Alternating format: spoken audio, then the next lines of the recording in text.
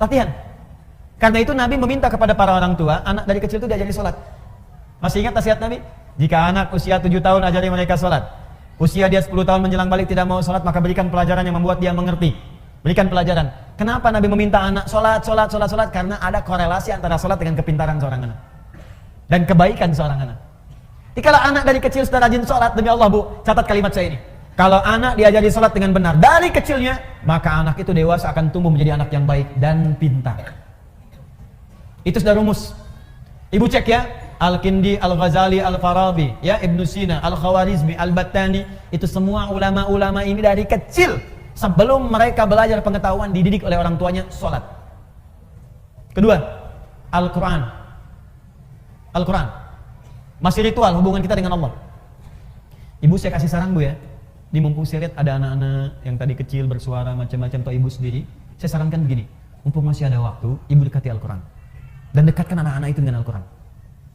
Sudah ada penemuan sekarang dan itu sudah dibuktikan dengan sangat jelas bahwa orang yang hafal Quran khususnya atau dekat dengan Al-Quran, itu Allah akan tingkatkan tingkat kecerdasannya. Kalau hafal dengan benar, itu minimal 3 kali lipat.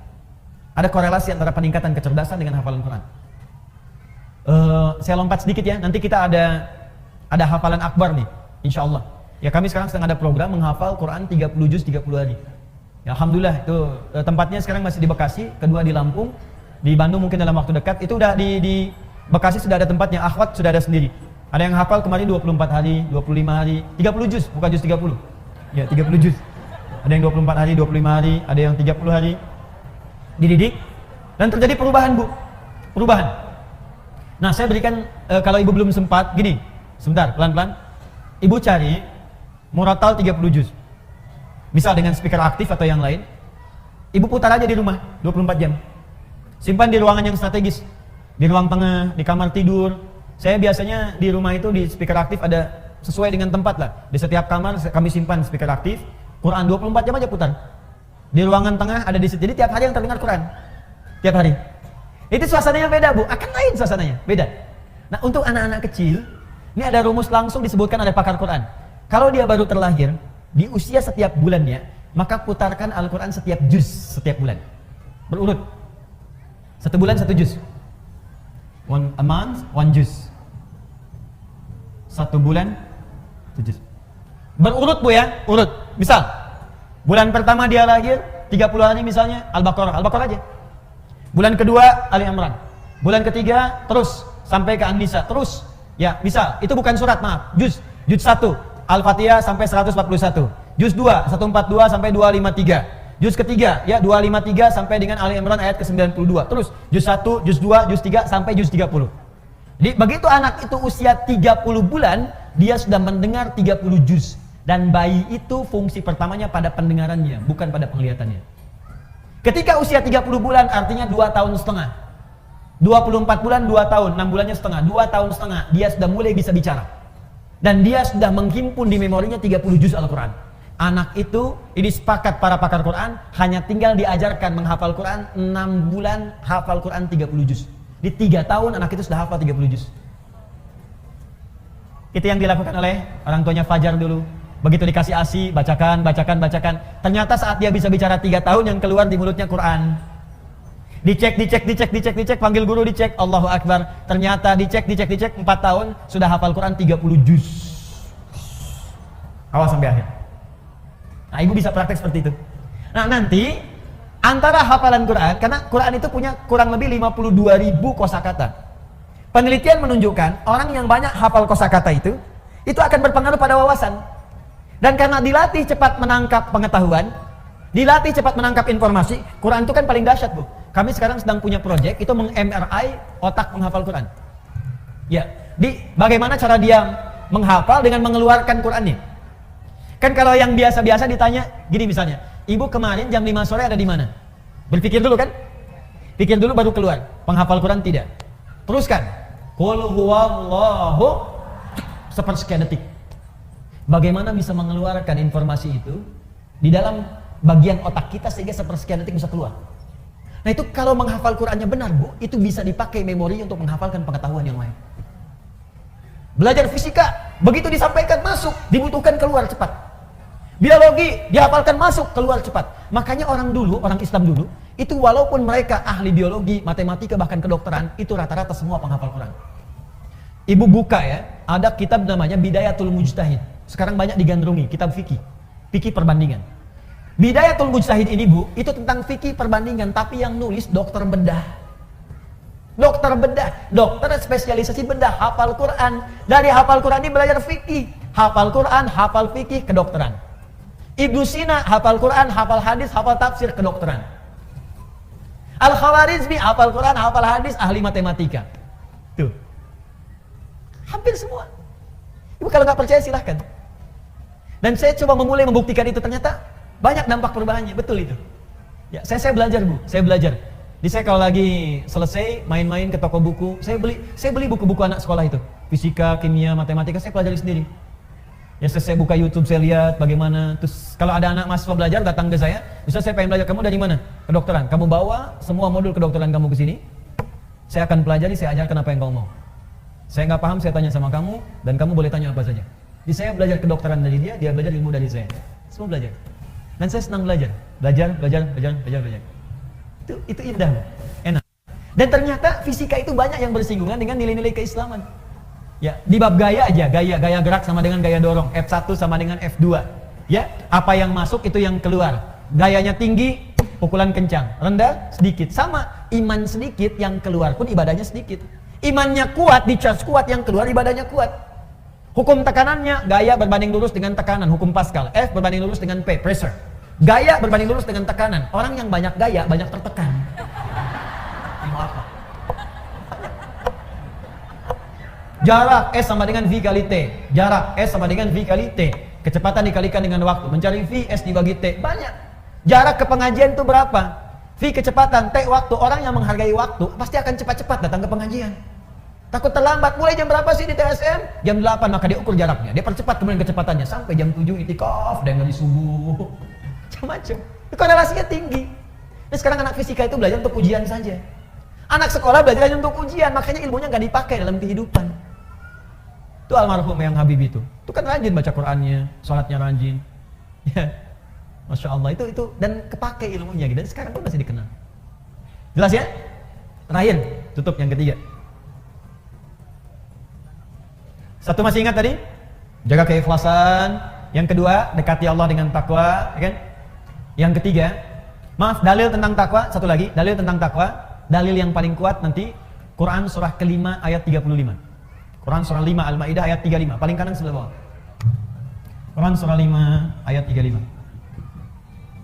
Paling kanan sebelah bawah di mushaf, ya ayyuhalladzina amanu taqullaha wabtaghu ilaihil wasilah. Hai orang-orang beriman, tingkatkan takwamu kepada Allah dan cari wasilah untuk mewujudkan keinginanmu dengan takwa itu. Maksudnya begini. Tadi jenis takwa salat, maka ibu dalam sujud minta kepada Allah keinginannya apa? Ya Allah, jadikan anak saya ya Allah pintar dan berkah. Minta dalam sujud. Terus baca Quran bagian dari takwa. Ibu setelah selesai baca Quran, jangan cukupkan dengan kalimat tahmid, alhamdulillah atau tasdik, shadaqallah. Jangan cukupkan sampai situ. Selesai baca Quran, ibu berdoa. Ya Allah, anugerahkan kami syafaat dengan Quran ini. Ya Allah, perbaiki akhlak saya ya Allah dengan keberkahan Quran ini. Ya Allah, cerdaskan akhlak anak saya ya Allah dengan cahaya Al-Quran ini. Minta. Itu cepat dikabulkan. Saya lihat sekarang banyak orang baca Quran itu cuma selesai aja. Baca shadaqallahul azim, tasdik, selesai, sudah. Enggak, berdoa dulu. Berdoa. Nah, amalan terakhir yang ketiga, rajin bersedekah. Rajin bersedekah. Imam Abu Hanifah itu termasuk orang yang rajin sedekah. Enggak usah jauh-jauh, Bu. Rasulullah SAW, Masya Allah, itu kalau sedang mengajar juga demikian, rajin sedekah. Nabi itu bisa ribuan kali umrah. Tapi dalam hidupnya hanya sekitar 3-4 kali saja. Ya, bisa berkali-kali haji, tapi tidak semua setiap musim haji datang. Apa yang beliau lakukan? Ternyata diantaranya mengajar para duta-duta mahasiswa yang datang dari luar. Abu Hurairah, Salman Al-Farisi, sahabat yang lain. Tinggal, siapa yang ngasuh, yang biayai? Nabi. Di mana? Di sisi Masjid Nabawi. Ada supah namanya. Kalau ibu dekat Raudhah, sekarang wilayah Raudhah dengan yang masjid awal, itu karpetnya hijau. Jadi kalau ibu nanti umrah, di bulan-bulan ini atau ke depan, nanti kalau ibu ingin ke Raudhah, itu sekarang Raudhah karpetnya hijau, dan sekitarannya sama karpetnya hijau. Itu yang karpet hijau itu wilayah asli masjid pada waktu dulu. Aslinya segitu. Masjid Nabawi sekarang itu Madinah tempo dulu. Madinah itu cuma segitu luasnya. Ya, di luar itu bukan Madinah. Nah, asli masjidnya itu yang karpet hijau. Nah, di sebelah arah dekat ke arah makam Nabi, di kalau makam Nabi dekat ke arah Baqi, sisi dekat situ ada yang disebut Sufah namanya. Sufah, Ahlus Sufah. Di Sufah itu ada para sahabat yang khusus untuk belajar ilmu saja kepada Nabi. Abu Hurairah radhiyallahu taala anhu, ya, ada Salman Al-Farisi, termasuk Ali bin Abi Thalib, Ibnu Abbas, Ibnu Umar, belajar aja. Itu yang biayain Nabi. Yang nggak ada bekal, Nabi kasih makanan, ya, kasih kemudahan dan sebagainya. Nabi itu. Dan masya Allah ilmunya berkah. Makanya saya diajari oleh guru kami, itu setidaknya kalau belum bisa memberikan sesuatu kepada murid, saya datang pada guru saya bertanya, saya berikan saya nasihat. Adinda, ya bunayya anakku, siang engkau belajar, malam engkau dekati pada yang memiliki pengetahuan. Maka mintalah kepada Allah agar ilmu yang engkau ajarkan itu meresap ke dalam jiwa-jiwa setiap murid yang belajar. Yang kedua, engkau doakan mereka. Dalam setiap malam engkau mengajar. Dan itu saya praktekkan. Pagi, siang saya mengajar, malam bangun, kita bayangkan lagi ngajar di mana, kita minta sama Allah, ya Allah, sayangi setiap orang-orang yang belajar. Ya Allah, berkahi ilmunya. Ya Allah, lapangkan kehidupan mereka. Ya Allah, mudahkan mereka. Ya Allah, pertemukan kami di surga. Ya Allah, himpun dengan keluarga. Ya Allah, jauhkan mereka dari maksiat. Minta gitu. Itu dampaknya besar. Tinggi dampaknya. Ada guru-guru yang lebih hebat lagi. Imam Abu Hanifah, itu sampai sedekah ke muridnya dan sebagainya. Dan itu berkah kemudian. Nah, sekarang dibalik, Bu. Ibu juga sama. Ada murid-murid yang ketika dia kemudian belajar, itu banyak di antara mereka yang mempraktekkan sedekah. Ada Syekh Nawawi Al-Bantani, Bu. Syekh Nawawi, beliau ini setiap akan belajar itu bersedekah di atas namakan gurunya dengan niat tidak ingin mengetahui aib gurunya. Di Imam Nawawi kalau mau datang kepada Syekh untuk talaqi itu sedekah dulu. Begitu sedekah, beliau niatkan kepada fakir miskin, pada orang lain. Dia niatkan, begitu diniatkan, ya Allah, saya niatkan sedekah ini, dengan niat ini saya tidak ingin mengetahui aib guru saya sedikit pun. Makanya berkah sampai sekarang. Termasuk di antara imam besar Syekh Nawawi Al-Bantani, di antara guru yang tidak pernah mengetahui aib guru-gurunya. Makanya yang didapatkan ilmu aja, ilmu. Masya Allah. Ya ibu silakan. Ya misalnya kan ibu ada kewajiban zakat, keluarkan, kalau itu wajib. Ada infak itu ibu niatkan atas keinginan yang ibu dapatkan. Kalau pahala jelas, ibu ikhlas pahala dapat. Tapi sertakan di situ keinginannya mau apa. Ya misal ibu sedekah nih, saya pengen bantu untuk yang di Pekanbaru, pengen bantu untuk yang di Riau. Ya Allah, jadikan dengan sedekah ini yang di Riau, ya Allah, mendapatkan kemudahan. Dan dengan kemudahan itu jadikan keluargaku mendapatkan rahmat darimu. Jadikan kemudahan itu sebagai kemudahan ilmu bagi anak cucuku. Boleh. Itu dalilnya banyak. Jelas ya? Makanya banyak orang bersedekah oleh Nabi kemudian diluruskan. Di antaranya lurus untuk mengarahkan keinginannya. Ya Rasulullah, bolehkah aku bersedekah untuk ibuku yang telah wafat? Boleh. Dia bersedekah diniatkan untuk ibunya yang wafat. Pahalanya mengalir. Ada. Jelas ya? Baik, maka ibu sekalian, dan sedekah terbaik tidak harus dengan menggunakan materi. Sedekah itu setiap amal soleh yang bisa dikerjakan. Berdoa, saya doakan ibu pun doakan saya. Murid doakan guru, guru doakan murid, itu sedekah yang paling bagus. Malam-malam tanpa harus tahu, ibu gak usah SMS saya, Ustaz, saya doakan nanti, ya gak usah. Ibu doain aja. Ya Allah ampuni dosa Adi Hidayat, ya Allah ampuni dosanya, ampuni dosa keluarga, itu aja saya gak minta apapun, itu aja. Nanti insya Allah keberkahan Allah turunkan, langsung Allah yang berikan. Mungkin tidak harus dari saya, mungkin dari guru-guru yang lain. Jelas? Baik, kalau sudah jelas, saya kira saya cukupkan untuk hari ini. Kita sampai jam 10 kalau saya tidak keliru. Ada 2 menit barangkali untuk menyimpulkan. Saya tanya dulu, ibu paham? Insya Allah. Jadi kalau kita mau beribadah harus pakai apa? Dalil. Contohnya dari mana? Hadis Nabi. Hikmahnya dapatkan, akhlaknya tujuan. Untuk mendapatkan akhlak itu, kita mesti belajar dengan baik. 1, lakukan ikhlas karena siapa? Kedua, dekati Allah dengan apa? Takwa. Ketiga, rajin apa? Sedekah. Bisa dengan doa, bisa dengan materi, bisa dengan amal soleh dan sebagainya. Maka lakukan itu, saya berikan 3 saja dulu untuk bisa memanfaatkan dan mudah untuk mengamalkan apa yang kita telah pelajari. Saya tanya, paham insya Allah? Siap mengamalkan? Yakin dengan Al-Quran? Siap mengamalkan Al-Quran? Baik, saya uji dulu ya. Saya uji 1 ayat aja, Quran surah ke-5 Al-Maidah. Ya ayat 100 sampai 101. Yakin dengan ayatnya? Siap mengamalkan? Ya ayyuhalladzina amanu. Hei orang-orang yang masih beriman, yang telah beriman. Jadi ini untuk yang beriman saja. Kalau yang enggak beriman enggak berlaku. La tas'alu an asya'a in tubdalakum tasukum. Kalau uraian sudah jelas disampaikan, sepanjang kau beriman jangan banyak dipertanyakan lagi. Khawatir banyaknya pertanyaan itu menjadikan yang jelas menjadi tidak jelas nantinya. Baik, jelas uraiannya? Paham? Masih beriman? Ada pertanyaan? Oh, alhamdulillah. Baik, kalau begitu kesimpulan telah disampaikan, uraian telah dijelaskan. Saya menyampaikan pengumuman. Yang pertama, Ibu insya Allah dalam waktu dekat ini kita juga bermohon doa. Kami telah menyeleksi se-Indonesia untuk membuat program kaderisasi ulama ke depan. Jadi saya ini nggak akan lama juga mengajar. Suatu saat mungkin saya akan berpulang, saya meninggal, dan saya berharap ada yang meneruskan kembali. Kita bekerja sama dengan beberapa kampus di dunia ini. Nah, alhamdulillah diberikan kuota beasiswa. Insya Allah di bulan depan ada siswa-siswa kami yang akan berangkat. Ya, ada yang nanti ke Al-Azhar untuk khusus pembinaan dai. Ada, kemudian ada yang ke Sudan, ada 40 orang. Ada yang khusus belajar Quran juga. Ada yang di Turki, ada yang di Madinah. Nah, kita doakan anak-anak ini mudah-mudahan saat pulang nanti mereka menjadi ulama yang baik yang bisa mengabdi kepada masyarakat untuk agamanya. Kedua, ada program yang bagus untuk ibu, juga untuk anak-anaknya mungkin bisa didapatkan. Yang paling cepat nanti bulan depan ini akan dibuka 2 program baru. 1, PKU, Pendidikan Kadar Ulama. Itu nanti setahun akan belajar dengan saya.